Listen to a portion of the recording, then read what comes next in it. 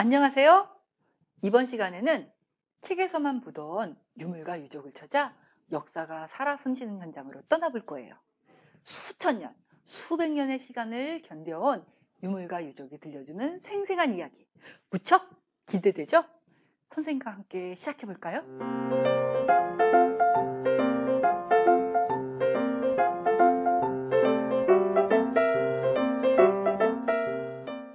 오늘 우리에게 생생한 이야기를 들려줄 답사 장소는 어디일까요? 선생님이 힌트를 줄 테니 맞춰보세요. 첫 번째 힌트, 우리나라의 수도예요. 두 번째 힌트, 큰 강이에요. 어디인지 모두 눈치챘나요? 오늘 우리는 한강유역에 세워진 백제의 이야기를 찾아서 몽촌토성과 풍납토성으로 떠나볼 거예요. 우리나라의 수도인 서울의 가운데를 가로질러 흐르는 한강, 한강유역에는 중요한 문화유적지가 몰려 있어요.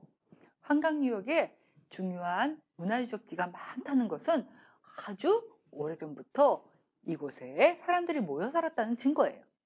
그렇다면 사람들이 왜 이렇게 한강유역에 많이 모여 살았을까요? 그만큼 한강유역이 살기 좋았다는 뜻이겠죠? 한강유역의 지리를 살펴보면 한강유역이 어떤 점에서 살기 좋은 곳이었는지 알 수 있어요. 지금부터 같이 살펴볼까요? 첫 번째, 한강의 하류에 평화가 넓게 펼쳐져 있기 때문이에요. 한강은 금강산에서 흘러나온 북한강과 태백산에서 흘러나온 남한강이 두물머리에서 만나 큰 물줄기를 이루어 서해로 흘러가는 강이에요. 그래서 한강의 하류에는 강물이 싣고 온 영양분 많은 흙이 넓게 펼쳐져 평야를 이루고 있어요. 넓게 펼쳐진 비옥한 토지는 농사를 짓기에 아주 좋은 조건이에요. 게다가 가까운 곳에 큰 강이 있으니 농사에 필요한 물을 대기에도 좋겠죠? 뿐만 아니라 강 옆에 정착해서 생활하면 물고기나 해산물 등의 먹거리나 식수를 구하기에도 무척 편리해요. 그래서 오래전부터 이 지역에 사람들이 많이 모여 살았던 거예요. 두 번째, 한강의 북쪽에는 아차산, 인왕산, 북한산 등의 높은 산이 자리 잡고 있어요. 이 산들은 겨울에 북쪽에서 불어오는 차가운 바람을 막아주는 역할을 했어요. 또 높고 험한 산이 가로막고 있으면 적이 쳐들어오는 것을 방어하기에도 좋겠죠? 세 번째, 당시 한강은 우리나라보다 문물이 먼저 발달했던 중국과 교류하는 고속도로의 역할을 했어요. 지금은 발달된 교통수단과 인터넷을 통해 실시간으로 전 세계의 소식과 문화가 전파되지만 이런 것들이 없던 때에는 주로 강을 타고 문물이 전해졌어요. 한강 보세요. 한강은 중국과 교류하는 통로인 서해로 흘러 들어가는 강이죠. 이 백기를 장악해야 중국으로부터 쉽고 빠르게 문물을 받아들여 나라를 발전시킬 수 있었던 것이에요. 이렇게 중요한 한강유역에 세워진 백제는 어떤 나라일까요? 지금부터 백제에 대해 알아보기 위해 답사를 떠나보기로 해요. 오늘 우리가 첫 번째로 둘러볼 장소는 몽촌 역사관이에요. 몽촌 역사관에서는 어떤 이야기가 우리를 기다리고 있을까요? 들어가서 함께 살펴보도록 해요. 오늘의 답사 테마는 한강이라고 했어요. 여기 지도를 보면 한강유역이 자세히 표현되어 있어요. 신석기 시대에 사람들이 집을 짓고 살았던 자리인 암사동 주거지도 보이네요. 그 옆에는 명일동 주거지라고 적혀 있죠? 이곳에서는 청동기 시대 사람들이 살았던 집터가 발견되었어요. 이 유적지를 살펴보면 알 수 있듯이 한강유역에서 사람들이 모여 살기 시작한 것은 선사시대부터였을 것으로 추정돼요. 사람들은 살기 좋은 강유역에 모여 살면서 농사를 짓고 도구를 발전시켰어요. 처음에 돌로 도구를 만들어 쓰던 사람들은 시간이 흐르면서 구리에 아연, 주석 등을 섞은 금속으로 도구를 만들어 쓰기 시작했어요. 이렇게 만든 금속을 청동이라고 하고 청동으로 도구를 만들었었던 시기를 청동기 시대라고 불러요. 사람들은 청동을 이용하여 튼튼한 무기를 만들었고 무기를 이용하여 서로 싸움을 벌이기도 했어요. 그러자 자연스럽게 사람들이 뭉쳐서 나라를 세우게 되었어요. 이 시기에 한반도에 생긴 최초의 나라가 바로 고조선이에요. 고조선 이후 한반도에는 여러 나라가 생겨났어요. 북쪽에는 부여와 고구려가 생겨나고 남쪽에는 백제, 신라, 가야가 생겨났어요. 이 나라들 중 백제는 한강 유역에 터를 잡고 발전한 나라예요. 그렇다면 백제는 어떻게 해서 살기 좋은 땅인 한강 유역에 나라를 세울 수 있었을까요? 어떻게 해서 한강 유역에 백제가 세워졌는지 그 이야기는 교재에 자세히 적혀 있으니 교재 내용을 꼼꼼히 읽어보면 되겠죠? 아하! 이렇게 해서 백제가 맨 처음으로 한강 유역에 자리를 잡게 된 것이네요. 하지만 안타깝게도 고구려 장수왕에게 한강 유역을 빼앗기고 웅진으로 도읍을 옮겨야 했어요. 연대표를 보니 한강 유역은 약 500년가량 백제의 수도였네요. 이곳에서 백제는 나라의 기틀을 다지고 주변 나라들과 활발하게 교류하면서 화려한 문화를 꽃피웠어요. 그러니 이곳에 당시 백제의 역사 문화를 알 수 있는 유물과 유적이 남아있겠죠? 그 유물과 유적이 바로 몽촌토성과 폭납토성에 있었어요. 여기 지도를 보면 몽촌토성과 폭납토성이 보이죠? 이 성들은 이름에서도 알 수 있듯이 적의 침입을 막기 위해 흙을 쌓아 지은 성으로 학자들은 이 성들이 백제가 한강 유역을 수도로 삼고 있던 시절에 위례성이었을 거라고 보고 있어요. 위례성은 백제의 궁성을 일컫는 말인데 이 위례성을 한성이라고 부르기도 해요. 그래서 백제가 한강 유역을 도읍으로 삼고 있었던 시기를 한성 백제 시기라고 말해요. 선생님이 여러 번 강조했듯이 한강 유역은 사람들이 살기에도 좋았고 중국과 교류하기에도 좋은 곳이었기 때문에 여러 나라가 이곳을 차지하려고 했어요. 그러니 한강 유역을 차지하고 있는 나라는 항상 적의 침입에 대비해야 했겠죠? 백제 역시 이 지역을 빼앗기지 않으려고 몽춘토성과 폭납토성을 쌓아 대비한 것이에요.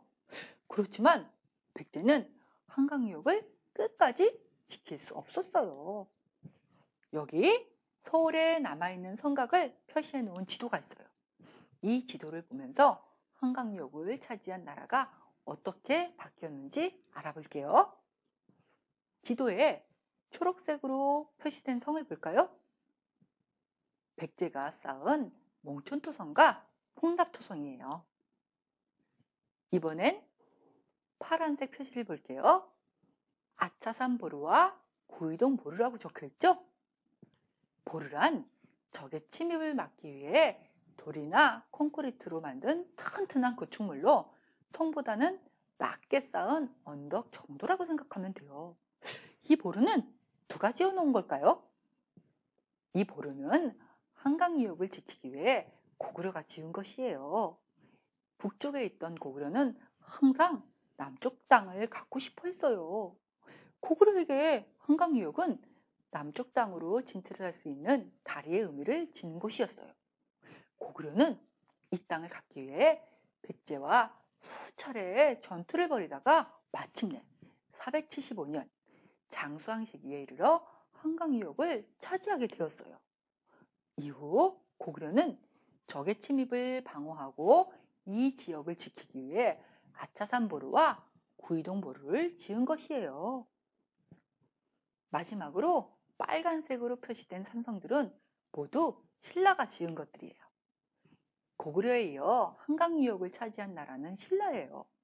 고구려에게 수도를 빼앗기고 당시의 웅진, 지금의 공주로 수도를 옮긴 백제는 한강 유역을 되찾기 위해 신라와 손을 잡고 고구려를 공격했어요. 이때 백제와 신라는 전쟁에서 승리할 경우 한강 상류 지역은 신라가, 하류 지역은 백제가 지배하기로 약속했어요. 힘을 합친 두 나라는 고구려에게 승리하여 다시 한강 유역을 차지하게 되었고, 약속대로 한강 상류 지역은 신라의 영토가 되었어요. 그러나 당시 신라의 왕이었던 진흥왕은 이에 만족하지 않고 한강 하류 지역까지 차지하기 위해 다시 백제를 공격했어요. 결국 553년 신라는 한강 유역을 완전히 차지하게 돼요.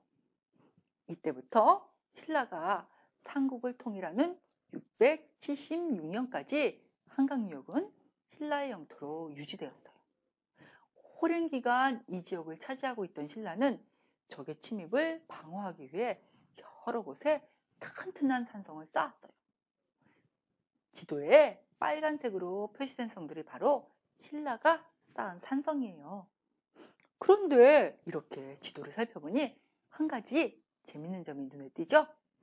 한강 유역을 지키기 위해 백제, 고구려, 신라가 쌓은 성을 보세요. 백제는 토성, 고구려는 보루, 신라는 산성을 쌓았죠? 왜 이렇게 성 형태가 달랐을까요? 처음에 한강 유역에 자리 잡은 백제는 흙을 단단히 다진 후 성을 쌓아서 적을 방어했어요.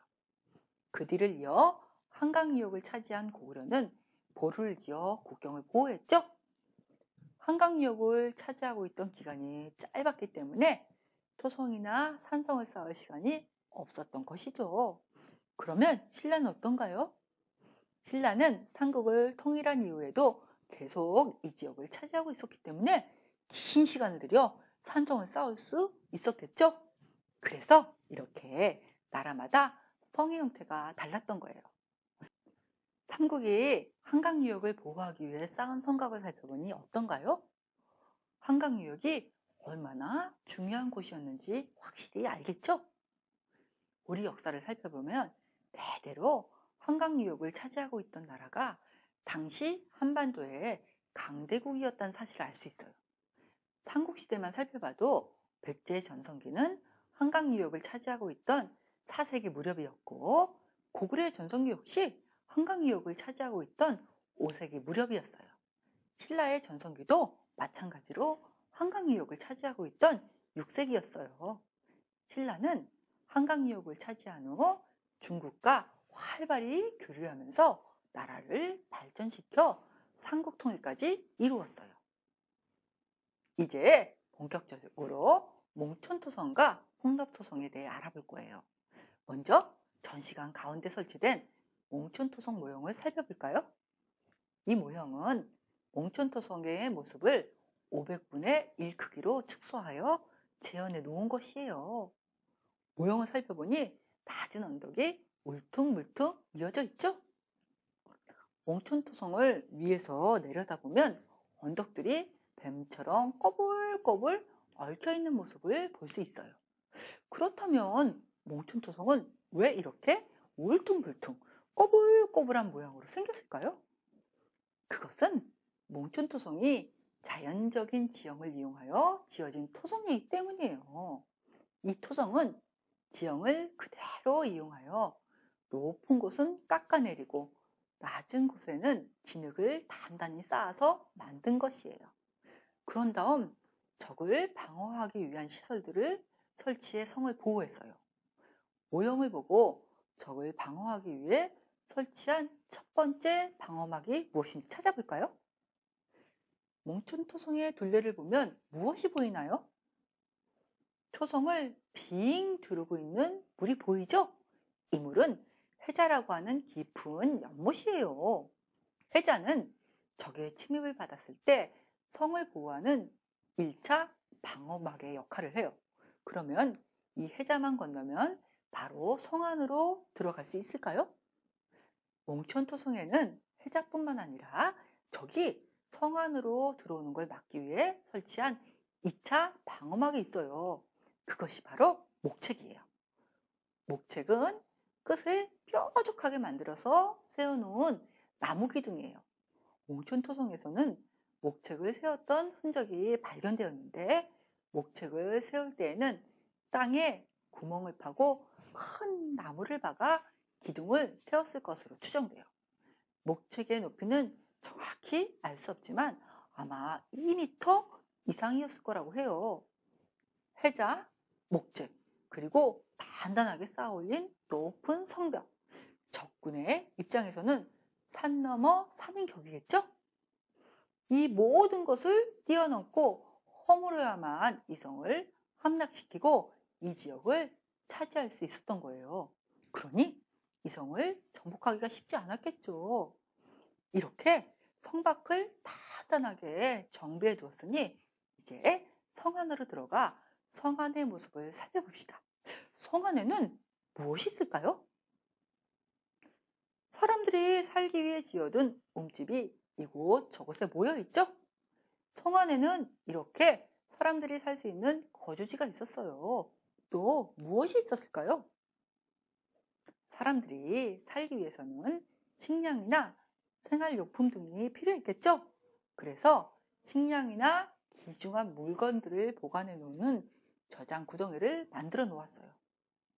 그렇다면 몽초토성은 어떤 기능을 담당했던 성이었을까요? 이 의문에 대한 답은 몽촌토성에서 출토된 유물을 살펴보면서 생각해 보기로 해요. 여기를 보니 저장 구덩이가 있죠?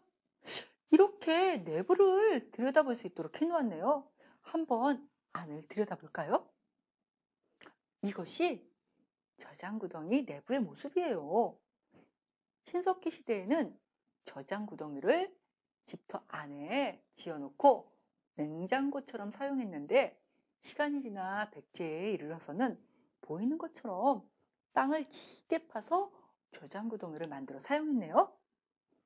이 저장 구덩이의 깊이는 사다리를 타고 왔다 갔다 해야 할 정도로 깊었다고 해요.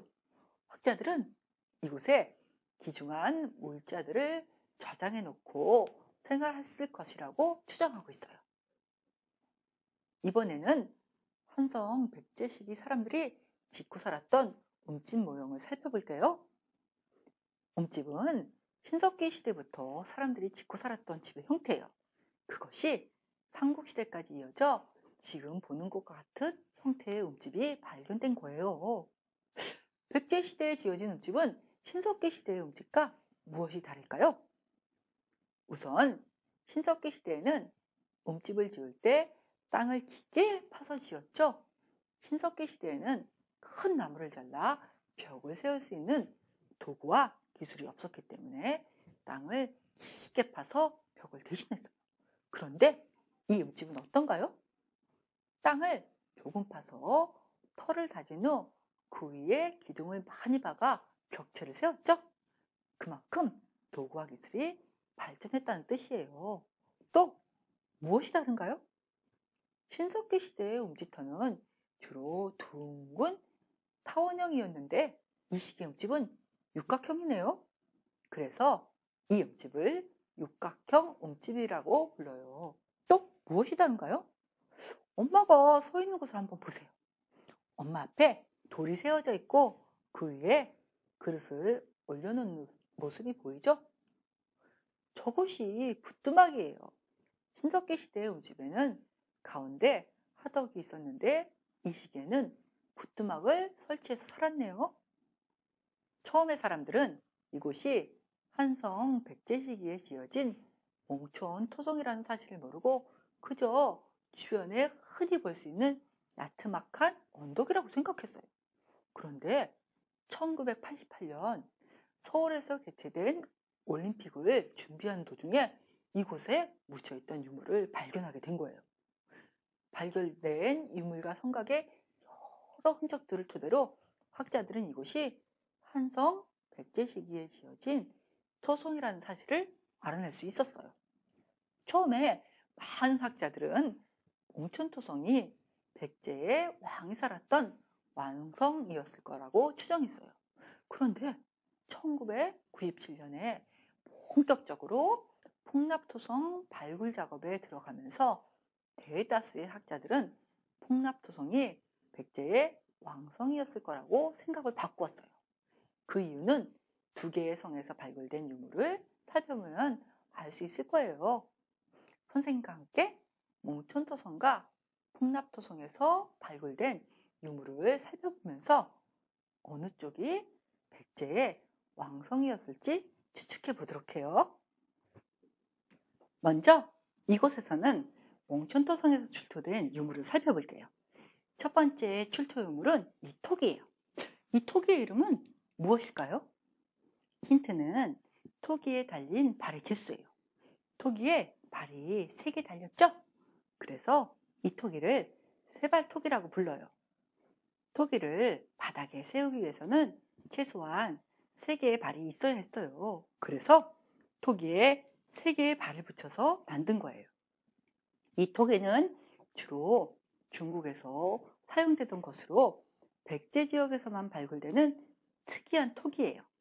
이 토기가 백제 지역에서 발굴되었다는 것은 그만큼 백제가 중국과 활발히 교류했다는 뜻이겠죠?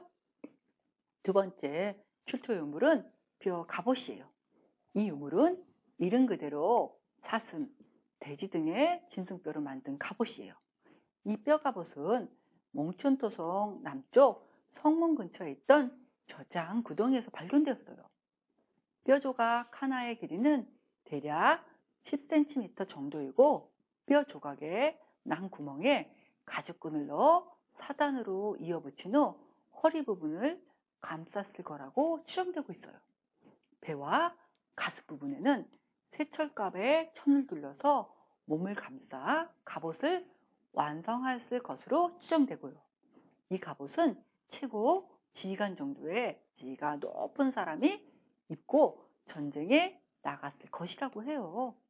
이 갑옷은 현재 보관되어 한성 백제 박물관에 전시되어 있어요.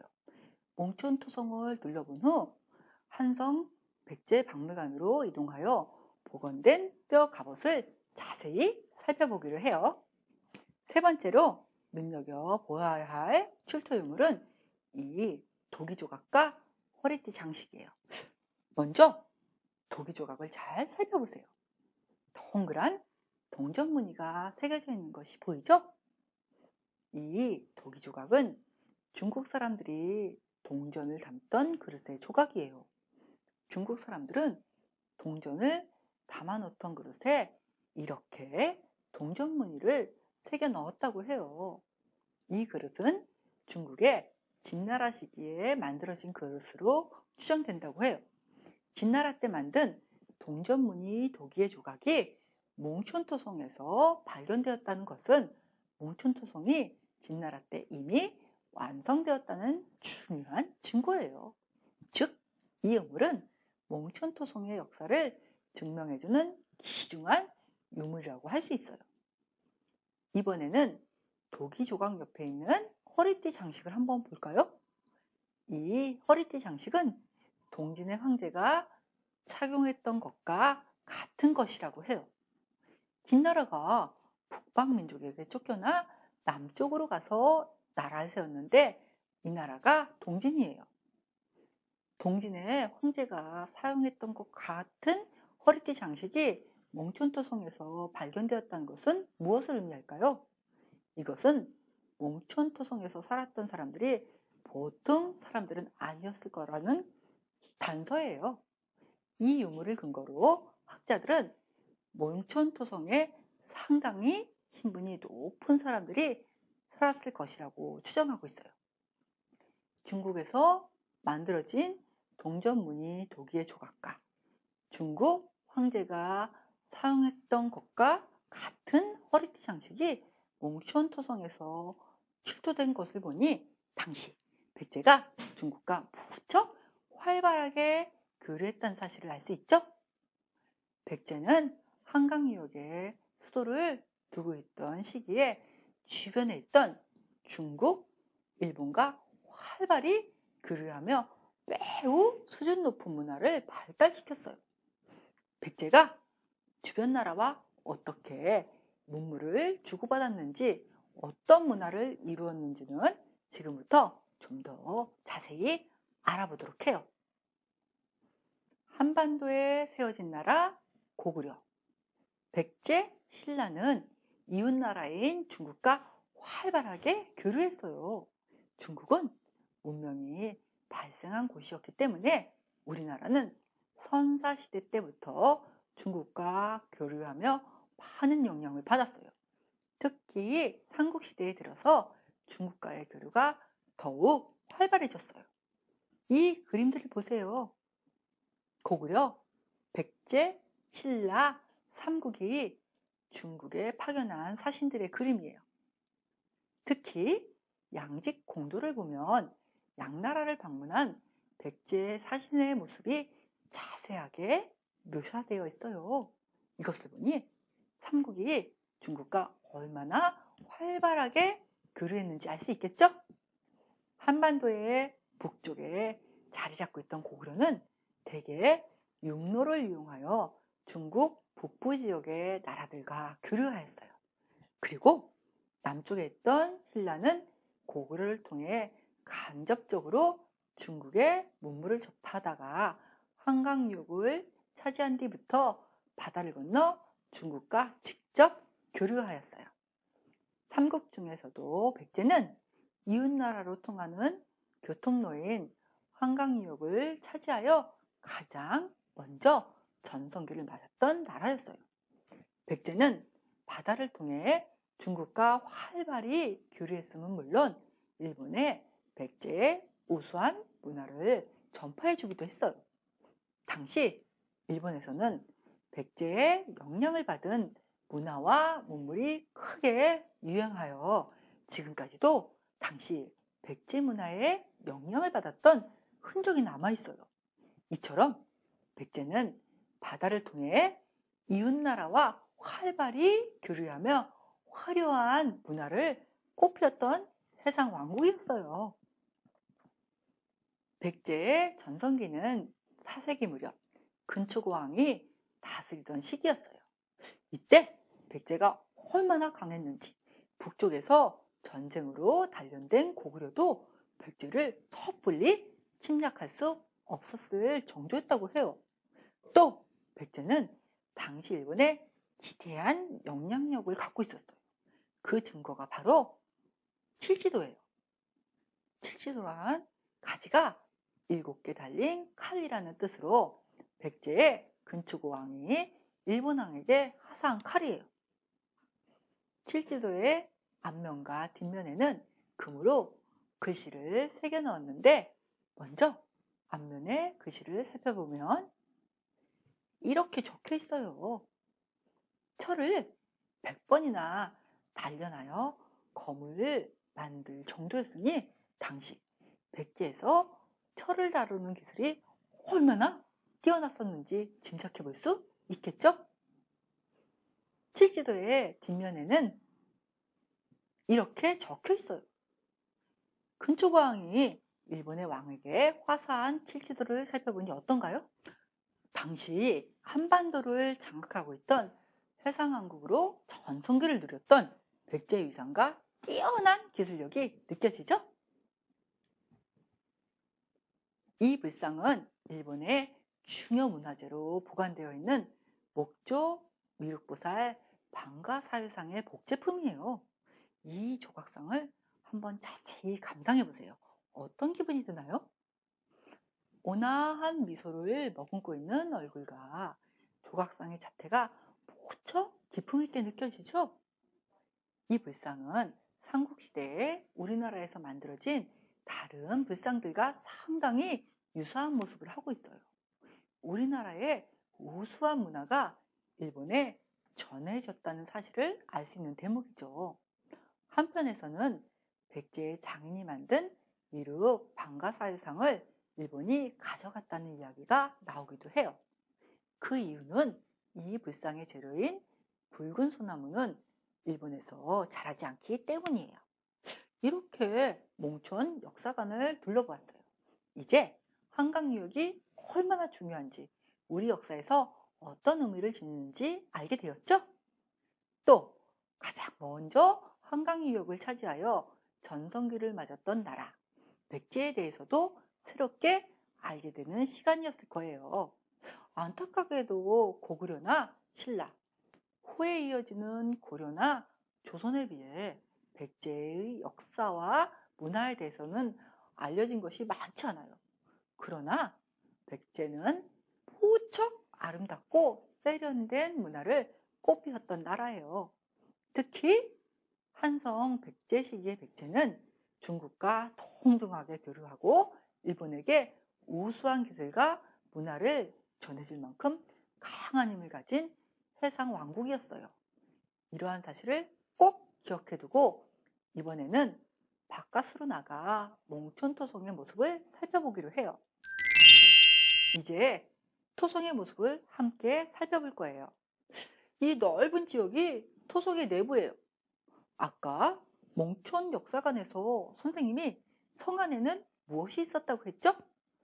사람들이 거주하는 음집이 있었고 저장구덩이도 있었다고 했어요. 바로 이곳이 거주지와 저장구덩이가 있던 자리예요. 머릿속으로 옛날 백제의 토성한 모습을 한번 그려보세요. 어디에 음집이 있었을까요? 사람들이 몇 명이나 모여 살았을까요? 저장구덩이는 어디 있었을까요? 무심히 보면 그냥 흔한 언덕이지만 머릿속으로 당시의 이야기를 그려보면 백제의 역사와 생활이 더욱 깊게 느껴질 거예요. 이 비탈이 흙으로 단단히 쌓아 올린 성벽이에요. 꽤 높고 가파르죠? 이 위에서 군사들이 서서 수상한 움직임이 없는지, 적이 성을 노리진 않는지 눈을 부릅뜨고 내려다보고 있었을 거예요. 성 아래에는 성을 빙 둘러서 해자가 흐르고 있었을 거예요. 적군이 해자 건너편에서 성을 노리고 있고 화살이 날라오고 성 안에서는 군사들이 성을 지키기 위해 긴박하게 움직이는 모습을 상상해 보세요. 여러분이 이곳을 지키는 당시 백제의 군사였다면 어떤 기분을 느꼈을 것 같나요? 또는 해자를 건너려는 고구려 군사였을 거라고 생각해 보세요. 기분이 어땠을 것 같나요? 이것이 해자예요. 해자는 그냥 무릉덩이 정도가 아니라 땅을 깊게 파서 만든 연못으로 배가 다닐 정도의 크기와 깊이였다고 해요. 그러니 해자를 넘어 몽촌토성을 함락시키기란 쉽지 않은 일이었겠죠? 게다가 당시에는 병사들이 말을 타고 전쟁을 치렀어요. 그러면 한번 생각해 볼까요? 어둠과 갑옷을 입은 병사들이 그리고 병사들을 지휘하는 지휘관이 말을 타고 이곳 몽촌토성을 점령하기 위해 성화까지 달려왔어요. 이제 성을 공격하여 우리의 것으로 만들자. 이 지역을 차지하자. 이런 마음으로 잔뜩 부풀어 있었겠죠? 그런데 와서 보니 해자가 있는 거예요. 앞도 잘 보이지 않는 밤에 무거운 옷을 입고 게다가 말을 타거나 막 뛰어야 해요. 그때 이 해자를 어떻게 건널까요? 여러분이 만약 적군이었다면 어떤 방법으로 해자를 건널 건가요? 다리를 놓을 건가요? 아니면 배를 타고 해자를 건널 건가요? 이렇게 상상하면서 보니 지금 우리의 뇌는 아무것도 아닌 것처럼 보이는 물길이지만 당시에는 해자가 효과적인 방어막의 기능을 수행했다는 것을 알겠죠? 이번에는 목책을 살펴볼까요? 이 목책은 성벽 바깥쪽에서 발견된 목책 자리의 흔적을 토대로 당시에 세워졌던 목책의 모습을 추정하여 복원해 놓은 것이에요. 초기 침입에 대비해 설치한 1차 방어막이 해자라고 했죠?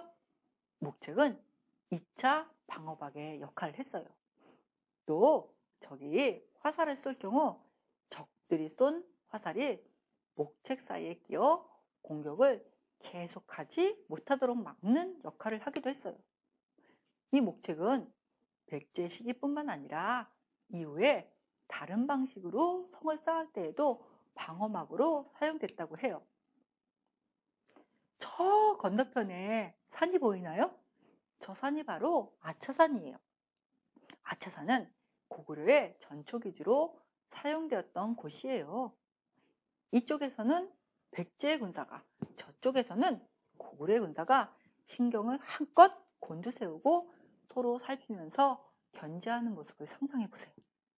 잠시도 긴장을 늦출 수 없었겠죠? 여러분은 지금 그 긴장의 현장에 와 있는 거예요. 어떤가요? 당시에 긴장감이 느껴지나요?